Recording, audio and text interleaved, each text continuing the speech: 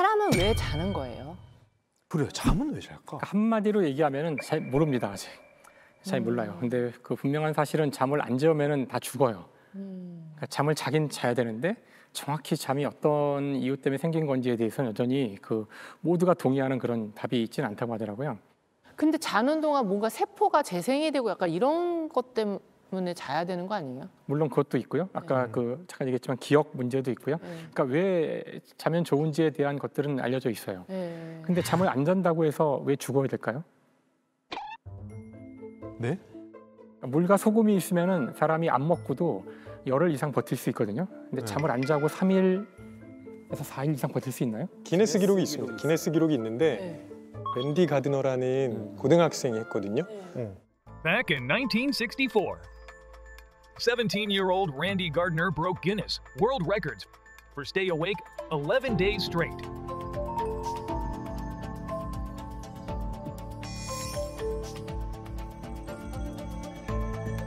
걔 어떡해. 그리고 죽었어요? 아니요. 그 열흘? 랜디 가드너는 네. 11일 정도 앉았을 때는 자기가 도전을 이어갈지 아닐지를 판단할 수 없을 정도였어요. 그래서 굉장히 위험하다고 생각해서 기네스 기록위원회에서 도전을 중단시켜버립니다.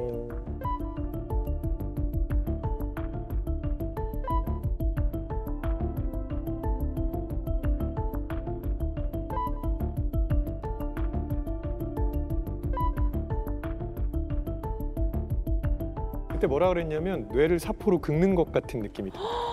근데 그게 너무 위험하니까 기네스가 그 뒤로는 잠을 안 자는 기록 자체를 없앴어. 더 이상 맞아요. 저장하지 않아요. 이제 없앴어요. 왜냐면 도전도 하지 마라. 왜냐면 죽을 수가 아, 있으니까. 너무 위험하다.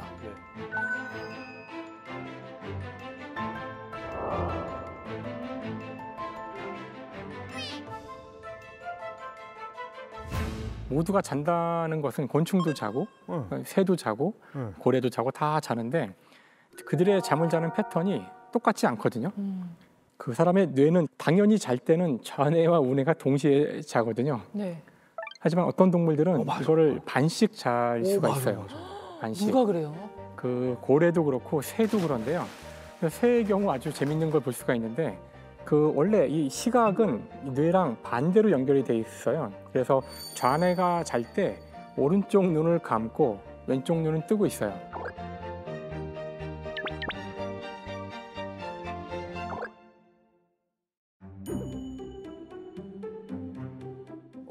새가 이제 한쪽 눈만 뜨고 있을 수 있거든요. 그럼 그때 이제 상황은 자는 거예요? 나머지 반 뇌는 자고 있는 상황인데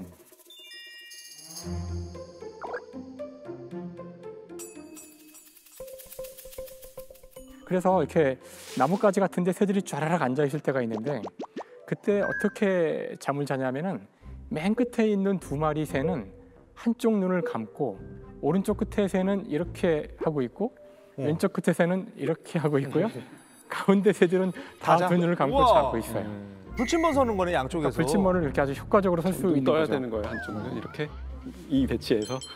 아 그렇죠, 그렇죠. 여기서 이렇게 뜨시고 이렇게 떠야 되고요. 근데 제가 더 웃겼던 거는 이게 계속 그러고 있으면은 이 오른쪽 끝에 있는 새는 결국 한쪽 뇌는 못 자잖아요. 그렇죠. 그러니까 눈을 바꿔야 되잖아요. 네. 그럼 어떻게 하냐면은 잘 바꿔요? 둘이 방향을 싹 바꿔요. 이렇게. 뒤로 돌아요. 아 뒤로 돌아서. 뒤로 돌아서 다시 눈을 바꿔서 잔다고 하더라고요. 너무 가운데들은 양심 없는 거 아니에요? 그거 아마 돌아가면서 자기 교대를 제일 해주겠죠. 아 교대를 하긴 교대. 해요.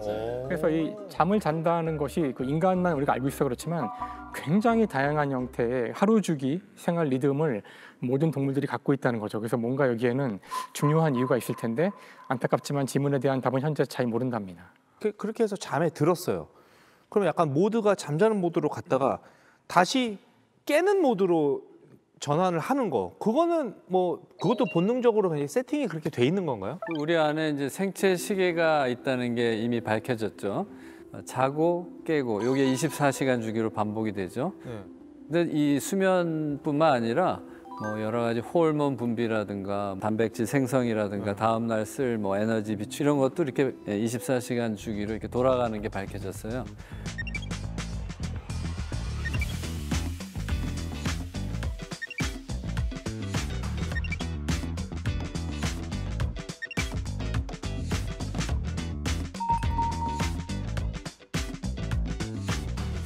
어떻게 알았냐면 이제 동굴 같은 데다가 이제 외부 자극을 다 차단하고 이렇게 들어가서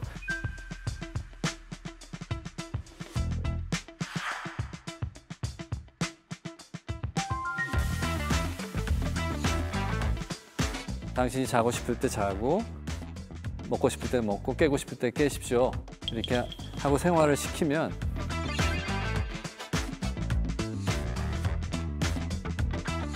나중에 이렇게 재보면 한 24.2시간, 24.5시간 이런 거죠. 사실 2017년에 그 제프리 홀, 그다음에 마이클 로시바시, 그다음에 마이클 영 세 사람이 우리 몸에 있는 생체 시계의 원리를 밝혀서 노벨상을 받았는데요.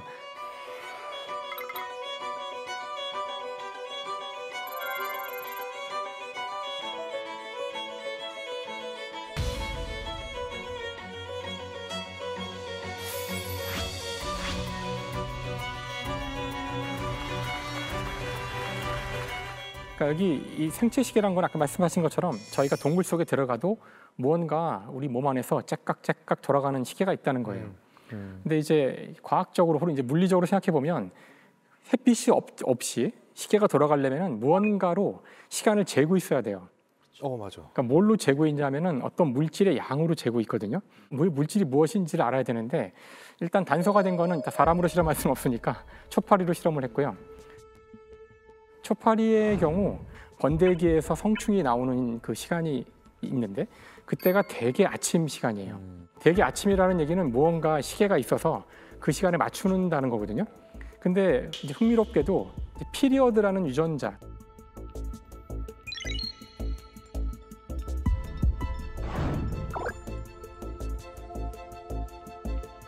그 유전자에 문제가 생기면 초파리가 그 우화되는 시간이 막 뒤죽박죽이 돼요. 그래서 분명히 이 유전자가 시계와 관련이 있는 거란 걸 안 다음에 이제 이걸 연구한 건데 결국은 유전자라는 건 저희가 지지난 시간에 배웠지만 단백질을 만드는 거거든요.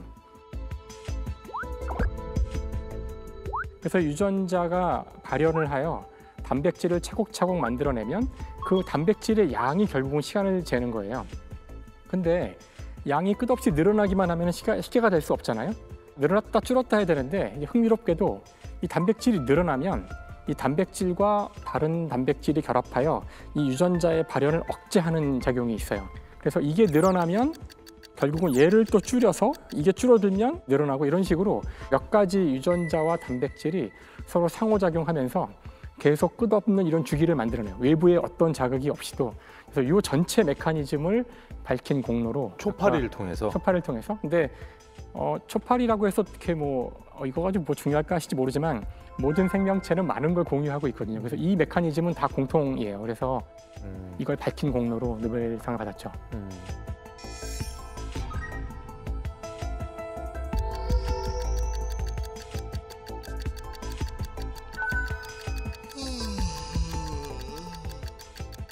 그럼 사람은 아침이 되면 눈을 뜨고 밤이 되면 잠을 자게 설계가 됐다는 거잖아요. 아침잠이 유독 많은 사람이 있습니다. 그건 어떻게 된 건가요? 사실은 생체 시계가 사람마다 달라요. 아침형 인간도 있고요. 저녁형 인간도 있습니다. 그리고 이거는 상당히 유전적인 영향을 많이 받는 부분입니다. 근데 아침형 인간의 우리 사회의 시스템이 맞춰져 있다 보니까 저녁형 인간이 조금 힘들어요. 그래서 자기와 맞지 않는 사이클에다가 자꾸 맞추려고 하니까 불면증이 생기는 분들도 많은 거죠. 그러면 저녁형 인간이 다른 나라로 가서 그 시차가 바뀌어서 네. 그 나라는 아침이야. 그럼 적응하겠지. 거기로 이민 가서 살면은 완전 딱 적응하겠네요. 아니요, 거기 또 저녁형 인간으로 살아갑니다. 거기서도. 진짜? 네. 왜요? 빛이 들어오면 다시 맞춰요. 다시 맞춰요. 태양을 받아서 같이. 그럼 하게 돼요. 날씨차 때문에 지금 정신 못 차리고 있는 거 약간 그럴 필요 없는 거네요? 그냥 정신 못 차리시는 거예요. 그러니까 정확한 타이밍에 빛을 보셔야 돼요. 그거였네. 오늘의 이제 가설이 아까 잠에도 이제 가격이 있다 그거였잖아요. 아침형 수면 그리고 저녁형 수면에 따라 매겨지는 가격도 다 다르다고 얘기를 할 수가 있는 건가요?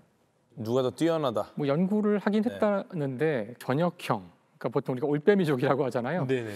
그 사람들이 그 아침형 인간보다는 인지 기능이 좀 더 뛰어나다는 뛰어나요? 네, 뛰어나다는 그런 결과가 있다는데 워낙 이런 결과들이 이렇게 그렇죠. 이렇게 딱 부러지게 답을 이게 주지 사람을 않기 때문에. 대상으로 한 실험들은 사실 명확하게 정하기 어려운데 그렇지. 근데 뭐 저녁형이 조금 더 인지 기능이 뛰어나다라는 이야기 때문에 뭐 그 뒤로 나온 게 아침형 인간이 저녁형 인간보다 나은 것은 먼저 일어나서 잘난 척하는 것밖에 없다. 뭐 그런 얘기도 있어요. 네. 그런 이야기를 하는 분들이 있어요. 아침형 인간들이 일단 사회를 장악한 다음에 아침에 학교를 가게 해서 아침에 시험을 보게 하면 아침형 인간들이 출세하게 된다. 뭐 이런 식의 우리 문과 이과로 나누는 게 아니라 아침과 저녁과로 나눠야 되는 거 아니에요? 그 아침형이 먼저 일어나니까 얘네가 먼저 장악할 수밖에 없어요. 일어나서 세팅을 해놓으니까 그렇지. 저녁형이 깨보니까 이미 세팅이 다 돼 있으니까 뭘 할 수도 없잖아요. 더 중요한 문제는 아침형이냐 저녁형이냐 어느 시간을 맞추느냐 이전에 똑같은 시간에 맞춘다는 거예요. 그러니까 아침 9시든 오후 2시든 똑같은 시간에 맞춰서 움직이게 하는 게 이게 좀 근대로 넘어가는 과정에서 권력에서 중요한 좀 어떤 현상 중에 하나는 뭔가 규칙을 내면화한다는 게 있어요. 지게 내면화. 네, 그래서 근대의 풍경으로 제일 상징적인 풍경 중에 하나로 드는 게 마을에 시계탑이 들어서는 거라고 이야기를 하거든요. 왜요? 시계탑이? 그러니까 그 전에는 사람들이 시계를 그렇게 정확하게 몰라요. 시간을 오전, 오후, 저녁 뭐 이 정도로만 알고 있다가 시계탑이 딱 생기면 우리가 아침 9시에 모여라는 거를 할 수 있게 되는 거죠. 그러니까 통치하기 쉽게 하려고 그런 그렇죠. 스케줄을 짜려고. 사회를 규율화시키는 거라고 생각해요. 그래서 사실 아까 말씀하신 것처럼 그 시계탑이 들어서기 전에 그 세상에서는 한두 시간 이상의 그런 불확정성을 언제나 안고 살았거든요. 다들 그냥 뭐 점심에 만나자, 뭐 오후에 만나자 이러던 시대였는데 그때도 시계를 보던 사람들이 있었는데 수도원이었대요.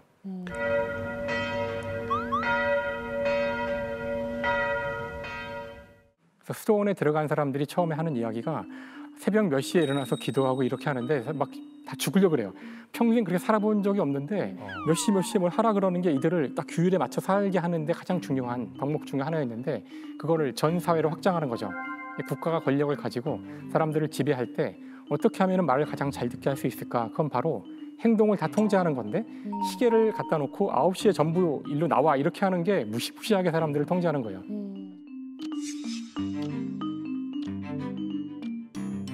예전부터 그랬어요. 뭔가 우리 사회가 잠을 많이 자는 애들은 약간 게으르고 나태한 이미지를 조장해 와서 뭔가 괜히 죄책감을 갖게 하는, 자면 안 돼, 성인이니까 돈 벌어야 돼 하니까 사회적 비용 발생하고, 이게 약간 좀 문화적인 이유도 있는 거 아니에요? 잠자는 시간을 일종의 좀 죽음의 일부로 보는 그런 고대 사상가들, 뭐 학자들 이런 사람들도 되게 많았다고 하고, 그게 그 밤이랑 어둠이랑 두려움, 죽음 이렇게 연결이 되는 게 좀 자연스럽지 않았을까 그런 생각이 들어요. 실제로 그리스 신화 보면 비슷한 얘기가 나옵니다. 그러니까 그리스 신화에 잠의 신이 누구냐면 힘누스거든요. 힘누스는 어디에 사냐면 빛이 들어오지 않는 동굴에 살고요. 그 동굴 주위로는 망각의 강인 레테가 흐르고 있습니다. 네, 그 얘기는 뭐냐면 우리가 자면 모든 걸 잊게 해준다. 이게 사실 죽음이랑 연결되는 듯한 느낌이 들잖아요. 그걸 보여주는 게 뭐냐면 힘누스의 형이 있어요. 죽음의 신인 타나토스입니다. 그러니까 자는 건 죽는 거 아니냐라고 생각했던 그런 맥락일 수 있어요. 네. 그러면은 어둠, 밤, 잠, 죽음 넷이 한 가족인 거예요? 맞습니다. 너무 무서워. 아니 정확해요. 막 왜냐면 망각의 강 나오고 막. 이 힘누스의 아버지가 어둠의 신이고 힘누스의 엄마가 밤의 신입니다. 세계관 미쳤다. 미쳤다 진짜. 세계관 희한하게 짰네. 여기 이제 화면에 보시면 네. 그림이 자고 보이시죠? 있네. 여기 지금 힙누스랑 타나토스가 있어요. 힙누스가 누굴까요? 힘누스. 저는 좀 어두운 게 아무래도 죽음 같아. 죽음. 아니 나는 여기 하얀 사람이 돌아가신 것 같은데 저 안쪽은 그냥 약간 입 벌릴라 그러잖아요. 자는 거. 지하철에서 죽는 사람 얼굴이잖아요. 앞에 있는 사람이 힙노스고요. 아, 그 뒤에 그래요? 어두운 쪽이 궤도님 말씀하신 죽음이죠. 것처럼 죽음의 그러니까요. 신 네, 타나토스라고 합니다. 근데 더 재밌는 거는 저 잠의 신 손에 보면은 꽃이 하나 있어요. 예, 네. 꽃 있어요. 저 꽃은 무슨 꽃일까요? 저거 그거 아니에요? 그냥 국화? 저 꽃은 양귀비라고 합니다. 양귀비. 느낌이 딱 오시죠? 그러니까 몰핀 같은 거. 그렇죠. 양귀비가 저게 아편을 만드는 거잖아요. 그렇죠. 저게 이제 옛날에는 그게 진통제로 썼다고 하더라고요. 네. 그러니까 저게 진통제라는 게 잠이 오게도 할 수 있는 거기 때문에. 근데 왜 이름이 몰핀일까? 몰빵 아니 뭐 잠깐. 아 죄송해요. 아, 죄송한 게 아니라요. 죄송한 게 아니라 너무 같은 생각을 하고 있어요. 같은 생각을. 뭔가 그 몰핀이라는 이름은 바로 모르페우스가 꿈의 신이에요. 원래 꿈과 잠은 같이 가는 거니까. 아 그렇지. 네, 그렇게 해서 그리스 이름이 신화에서 유래된 거구나. 네, 그렇게 다 연결되어 있는 거라고 하더라고요. 자 오늘 가설 증명할 시간이 왔는데 진짜 오늘 가설은 뭐 다양하게 해석할 수 있는 여지가 있는 가설이었던 것 같아요. 우리 전문가분들은 어떻게 생각을 하시는지 좀 한마디씩 결론을 들어볼게요. 우리 배명호 작가님부터 들어볼까요? 네, 잠의 가격은 있을 거라고 생각하고요. 근데 그러니까 사람마다 그 매기는 기준이 다를 것 같아요.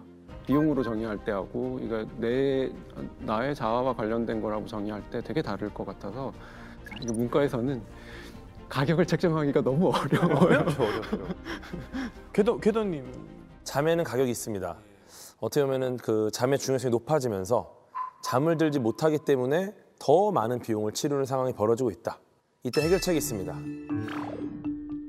바로 제 영상을 보는 겁니다. 누구 영상이요? 실제로 제 영상이 없으면 잠을 못 주무시는 분들이 너무 많아요. 무료로 그 가격 그래요. 돌려드립니다. 대한민국의 수면제 같은 존재예요. 네, 정말 많은 분들이 궤도 씨. 틀자마자 주무세요. 그 영상은 뭐 내성 생기고 이런 거 없죠? 아, 내성 없어요. 내성 없어요. 영원히 쓸 수 있고 무료로. 알겠습니다. 김상욱 교수님. 근데 이제 오늘 이야기를 쭉 하다 보니 잠이란 것이 얼마나 우리에게 중요한 것이었는지를 이제 깨닫게 된 것 같아서 이걸 가치로 따지는 게 정말 무의미할 만큼 중요하다는 생각이 특히 제가 한때는 잠을 잘 잤다가 이제 잠을 못 자게 됐을 때 그 잠이 얼마나 소중한지를 깨달았거든요. 잠은 가치로 따질 수 없다. 그만큼 중요하다.